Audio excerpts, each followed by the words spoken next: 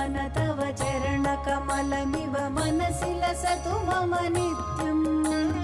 गरुडगमन तव चरणकमलमिव मनसि लसतु मम नित्यम्